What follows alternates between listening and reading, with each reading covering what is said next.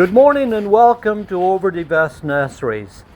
It's a pleasure to have you join us this morning, and if you're a returning subscriber, welcome back.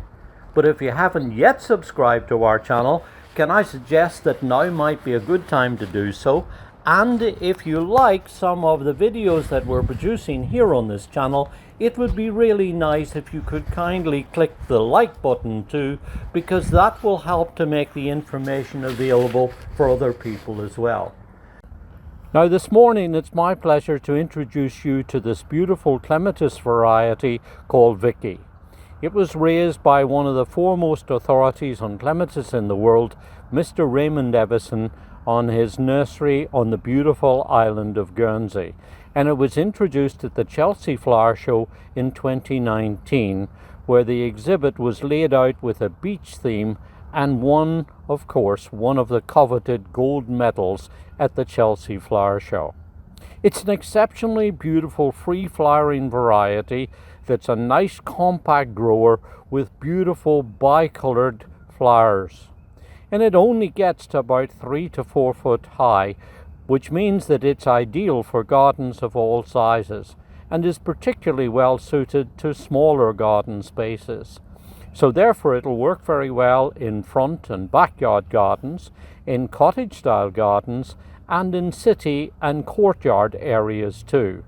It's a very nice plant to put into beds around townhouses and would be very useful to train on low walls and fences, or even train up and around a mailbox.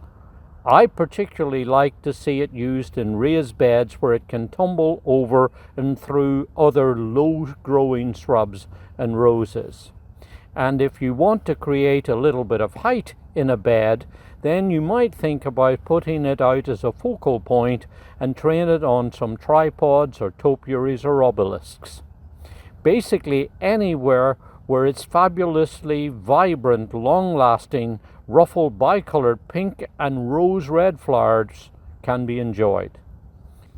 Now, one of the really great things about these smaller, more compact forms of clematis is that they are wonderful plants for growing in containers. So if you don't have a garden, or you're looking for something that will add color and vitality to patios, decks, balconies, or even putting around the swimming pool, you'll find that they do wonderfully well in planters and window boxes and containers of all sorts. Just make sure that the container is free draining, and then bring it in during the winter months to overwinter it in a basement or a conservatory, or perhaps even in the garage. Now it flowers in early summer and then keeps going through till about midsummer, where it takes a little bit of a break during the summertime and then comes back to give another nice sport of color during the latter part of the summer and going into the autumn time. It's fully hardy. It's a zone 4 plant, so it will grow anywhere within our region. It's nice and easy to grow, and like I mentioned with the containers, just make sure that the planting position you put it in is free draining. Clematis don't do well when they have a lot of moisture at the roots. It will grow equally well in a sunny or partially shaded site. And you'll find that if you have somewhere that's got a north facing aspect, that the color will be a little bit more enhanced when it's protected from the bleaching effects of the summer sun. Named after the late Mrs. Vicky Smith, a longtime friend of Raymond, who also comes from Guernsey, this beautiful plant reflects their long-time friendship. In their early days, back in the 1960s, both were exhibiting at the famous Chelsea Flower Show. Vicky as a celebrated floral designer working for Constance Spry, a noted and famous florist of the period, and Raymond, of course, building his clematis displays. As they became great friends, each were respecting each other's advice and guidance. And there was a great deal of fun and excitement when they were reviewing each other's exhibits at Chelsea.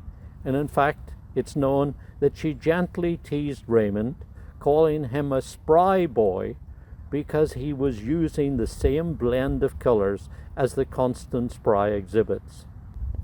Amongst Vicky's many achievements were arrangements that she created at the royal palaces, and she also took care of the flowers for Her Royal Highness Princess Margaret's wedding, and on one occasion quite literally filled the ballroom with flowers for an American ambassador. She regularly gave demonstrations all over the United Kingdom, and she was a prominent flower arranging judge too. With her engaging personality and wonderful creative skills, and still aged over 80, she was creating very large floral arrangements for parties in her home right up to her sad death. And so it's a very nice, fitting tribute to a talented friend to have this lovely plant named after her, and now we get the opportunity to enjoy it in our gardens too. This is David Wilson. Enjoy your gardening. It's good for us, and it's very good for our environment too.